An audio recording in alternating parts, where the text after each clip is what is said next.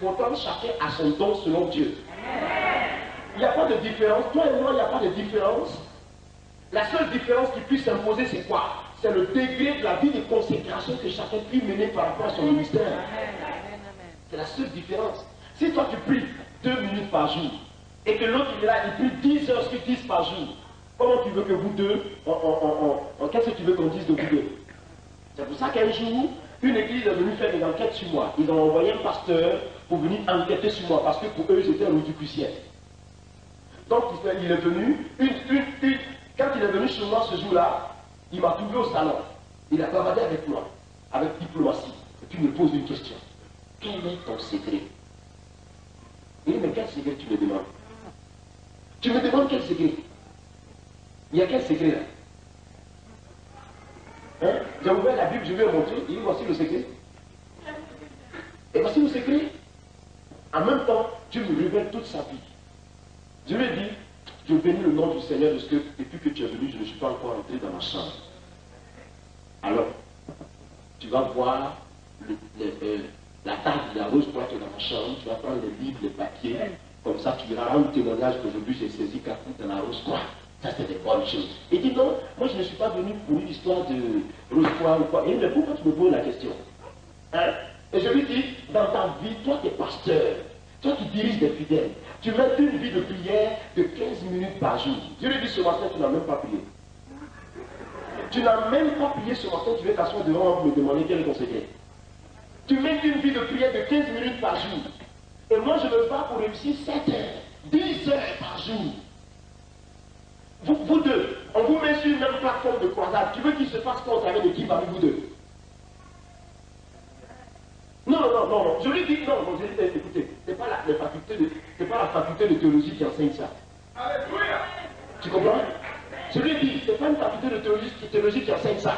Nous sommes sur un terrain pratique. Tu fais 15 minutes par jour. Un homme de Dieu qui fait 15 minutes par jour et tu veux être efficace.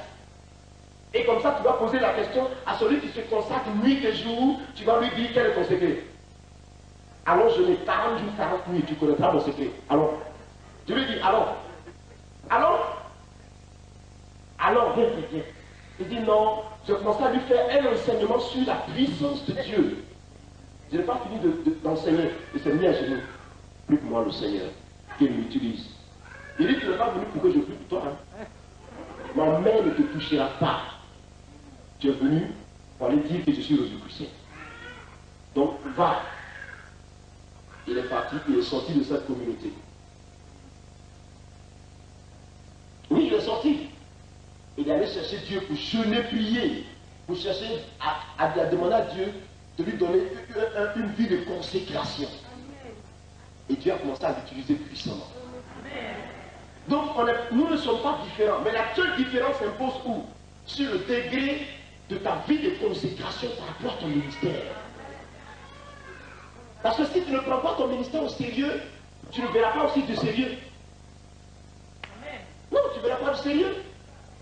C'est pour ça que je ne suis pas d'accord avec ceux qui enseignent que le jeûne, on n'a pas forcément besoin de jeûner pour grandir ou alors pour faire quoi. Cesse de nous séduire. Pour arrêter ça. Si on ne devait pas jeûner, la Bible n'allait pas parler du vrai jeûne en Ésaïe 58. Et Jésus, en Matthieu chapitre 6, n'allait pas parler également du jeûne. Jésus lui-même a montré qu'il fallait jeûner. Entre nous, le roi des rois, le Seigneur des seigneurs, il avait besoin de jeûner. Lui-même qui était Dieu. Et s'il a fait, c'est pour nous enseigner. Parce que je vous dis de passage, un chrétien qui ne jeûne pas, il est faible. La chair prise sur lui. Je ne vous mens pas. Je veux la gloire de Dieu dans ma vie. Je n'ai pas eu de père spirituel, de quelqu'un pour m'éduquer spirituellement comme ça. J'étais livré à moi-même. Mais Dieu m'a éduqué. Quand on a fini de nous former, que j'ai été consacré à l'Éternel, Dieu me dit, va, porte le deuil de Daniel. Porte le deuil de Daniel. Porte le deuil de Daniel. Je suis allé séjourner dans la présence de Dieu 21 jours, 21 nuits. Je suis revenu. 6 mois après, Dieu me dit, rentre, jeûne pour cette nation. Je suis allé 30 jours, 30 nuits. Je suis ressorti. 6 mois après, Dieu me dit, pars. 40 jours, 40 nuits. je suis parti.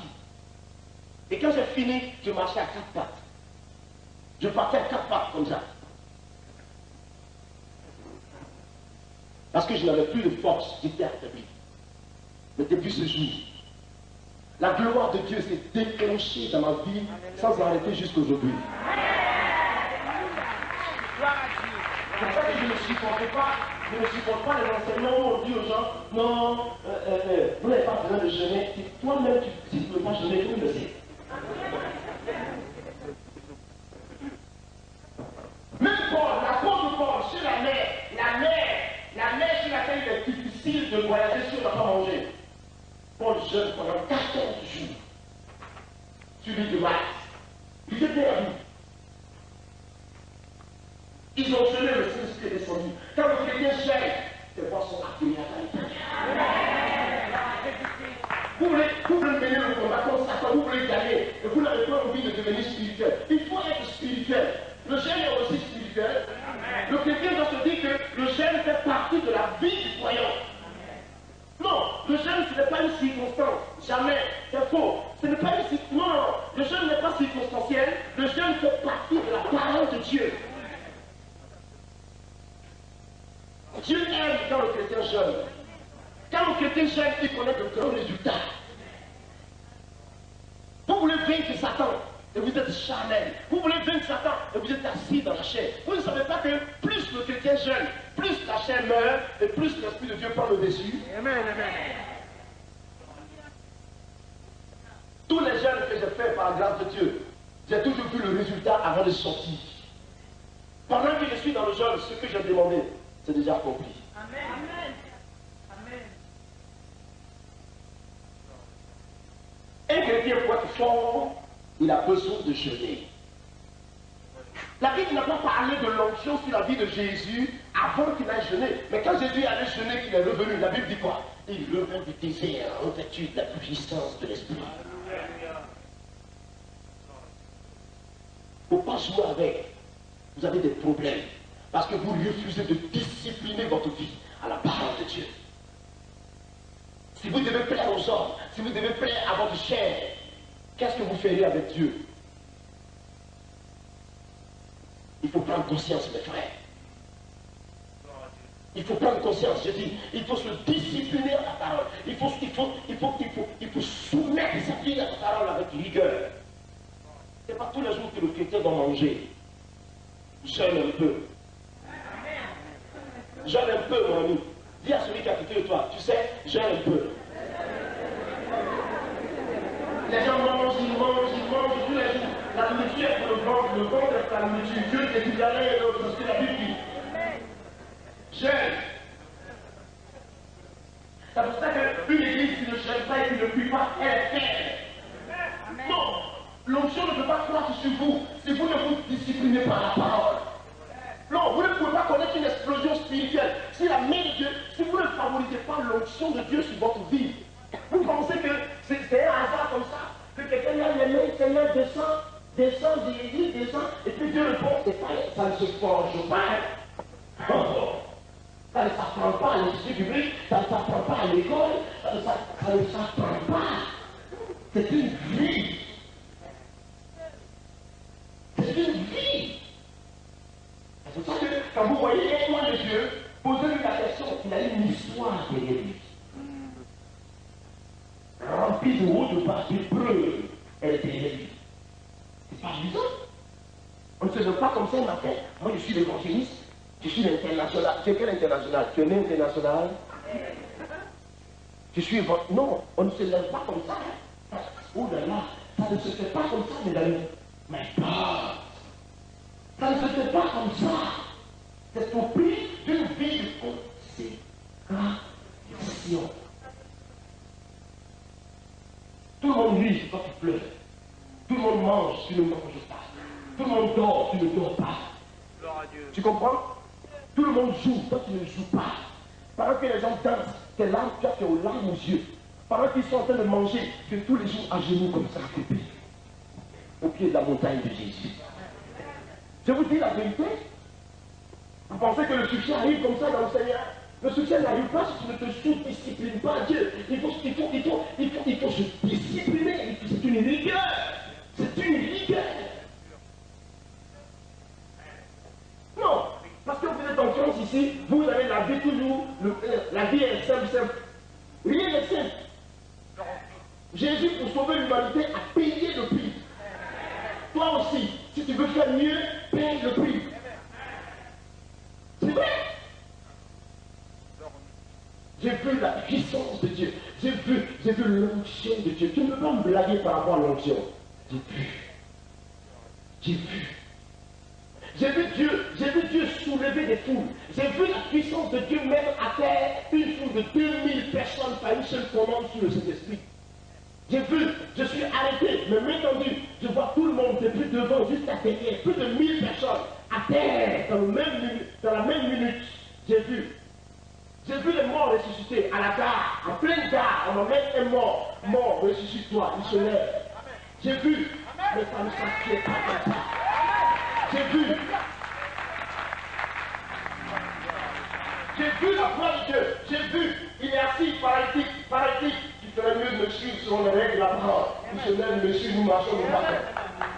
J'ai vu ça. Une femme enceinte depuis 14 mois qui n'arrive pas à enfanter, sous le coup, depuis emmener à l'hôpital, elle enfante un gros garçon. On parle avec elle, les 10 minutes qui suivent, elle est dans son air. J'ai vu ça. Une vieille femme de 60 ans, je lui dis, tu enfantes.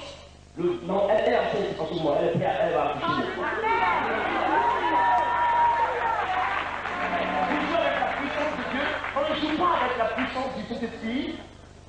C'est pour cela que quand Dieu se manifeste dans votre vie, la règle du jeu, c'est l'humilité. La plus au pas. Je ne vais pas parler ici pour dire, si mon caprice n'est pas arrivé à Paris ici, les gens ne peuvent pas être délivrés. Qui sont d'où? Qui sont d'où? Dis-moi à celui qui est à côté. Qui sont d'où? Grâce de Dieu. Parce que Dieu le veut, il l'a fait. Mais je vous dis que j'ai vu. Pour dire quoi? Pour dire que quand vous cherchez Dieu, il vous répond. Quand vous le cherchez, il vous répond. Il dit, cherchez-moi, vous me trouverez. Je me laisserai trouver par celui qui me cherchera. Il a dit, cherche-le, il va le trouver, mon ami. Dieu se cherche. Le Dieu que nous prions, le Dieu que nous adorons, le Dieu que nous prêchons, il ne se conçoit pas. Il ne s'admet pas comme ça, il ne se conçoit pas, il n'est pas une ironie. Il se vit, il se démontre. Si A plus B égale à B, ou alors à AB, si 2 plus 2 égale à 4, avec Jésus, quand tu fais telle chose et telle chose, le résultat est tant aussi. C'est clair. Ah oui.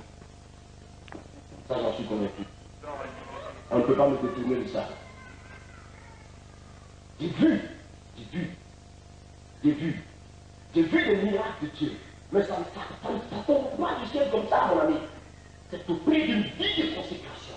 Comme ça que toi. Parce qu'il n'y a personne qui se consacre sans voir la gloire de Dieu. C'est pas possible. Une femme est morte, elle devait accoucher. L'enfant est né, elle est morte dans son ventre, elle-même, elle est morte avec lui. Elle est morte plutôt avec lui. Tout le monde était rassemblé pendant qu'on me persécutait. J'ai dit, écartez-vous, je veux parler à cette femme. Je veux lui parler. J'arrive là, femme. Revient la vie, enfant sort. La puissance de Dieu visite le corps. Elle crie, waouh! Le bébé n'est mort, elle est ressuscitée. Il est ressuscité à son tour au nom de Jésus de Nazareth. Les deux vivent aujourd'hui.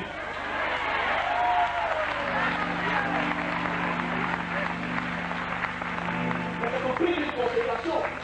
Le pas dans la division que ça va se faire. Tel pasteur de telle église, tel pasteur qui minimise tel, parce qu'il n'a pas une expérience dans le ministère par rapport à lui, tel serviteur de Dieu qui veut marcher sur tel qui veut qu'à Paris, si on dit qu'il est le meilleur. Que le meilleur,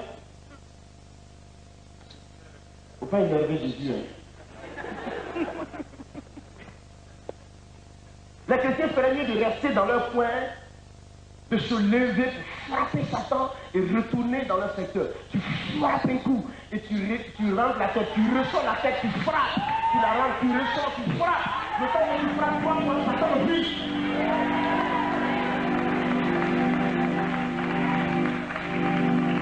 Alléluia. Malgré l'opposition, ils veulent pas embarquer tout le pays au rythme de la puissance de Dieu. Claire. Je vous dis la vérité, je ne mens pas. Il y a des gens qui sont parmi nous ici, qui vivent. J'ai vu une fille spirituelle tout à l'heure, je sais pas où elle est. Makouri, tu es où là? Là voilà. Dieu te bénisse. Demandez-lui, elle va vous dire. Demandez-lui. Tu étais à cette croisade là, non? À Makouri Champrou. Lorsque le Saint-Esprit pousse, il fait pousser le bras d'une jeune fille. La main était courte comme ça. Dieu fait sortir la main. Et la main est plus longue que l'autre. Je lui dis, tu as vu où? Elle est devenue très géante. Est-ce que tu crois que l'autre main peut sortir pour s'ajuster à l'autre? Elle dit non, pasteur, c'est bon. Vous savez pourquoi elle disait ça? Parce que quelqu'un qui a vécu dans le désespoir quand même des années, ma main est sortie, on laisse ça comme ça. Même si c'est bon comme ça. Donc je lui dis, je te comprends, mais accepte seulement parce que Jésus est prêt à faire toucher l'autre main. Elle dit d'accord. Lorsque je commence à prier, la main pousse. Et les deux mains deviennent juste comme ça. De tels miracles, Dieu est en train de produire de tels miracles dans le monde. Le temps du grand réveil est arrivé. Vous devez vous réveiller. Ça suffit. Cessez de dormir. Ça suffit là. Oh! On passe sur la plateforme de l'hôtel Ivoire. Le gars marche comme ça. Un louba d'Abidjan. Louba, il frappe tout le monde dans le quartier de Cocody. Il chicote tout, il frappe, musclé comme ça. La parole connaissance sort. Quelqu'un est là-bas dont le pied est court. Dieu veut le guérir aujourd'hui. Il se lève, il arrive.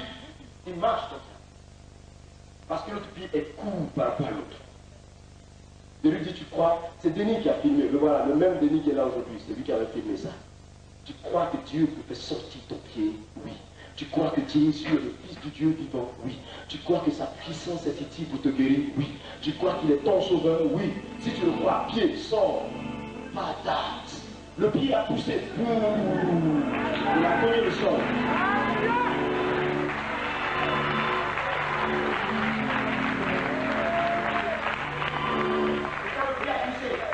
Il a commencé à marcher correctement comme ça. Toute la salle l'avait vu. Il arrive au quartier ce matin-là. Tout le monde le regarde. Comment il est devenu là? Tout le monde a commencé à me regarder. Mais comment il est devenu? Il a commencé à crier. Ce que vous voyez sur moi, il y a un homme qui a fait ça, c'est Jésus-Christ. Il est devenu évangéliste sur place. Comme ça, je vous dis, il ne sert à rien que nous demeurions dans la division si nous voulons vaincre. Le combat ne peut pas se mener dans la division. C'est Satan qui nous divise. Il rentre dans les églises pour cogner les têtes des églises. Associez-vous à Paris ici. Complétez-vous. Non. Un pays comme la Côte d'Ivoire est obligé de reconnaître la puissance de Dieu. Elle ne veut pas se forcer. Et chaque pasteur en Côte d'Ivoire est maintenant tenu de chercher l'onction. Parce que si tu n'as plus l'onction, mon ami, ton église va se vider. Assois-toi. Ah non, mais c'est la vérité. Mais c'est la vérité. Où on vient à l'église pour vivre, où on vient pour mourir. Parce que tu vois, l'église est puissante. L'église est puissante. Il n'y a pas une puissance dans le monde qui est plus que la puissance que l'église a. Alléluia. Mais c'est parce que l'église elle-même ne reconnaît pas son droit, elle ne pense que son rang. Amen. Depuis que vous avez entendu que le ministre français est dans le coma, qui s'est levé pour aller prier pour lui? Non, qui s'est levé pour aller prier pour lui? Je n'ai pas dit qui a prié pour lui à la maison. Vous voyez, vos autorités sont malades. Vous ne pouvez pas vous lever pour aller prier pour lui. Hein? Mais demandez au moins. Demandez si l'État peut vous permettre. Si je connaissais la porte, je serais parti. Montez-moi la porte. Moi j'ai envie de prier pour lui. J'ai envie moi. Hein?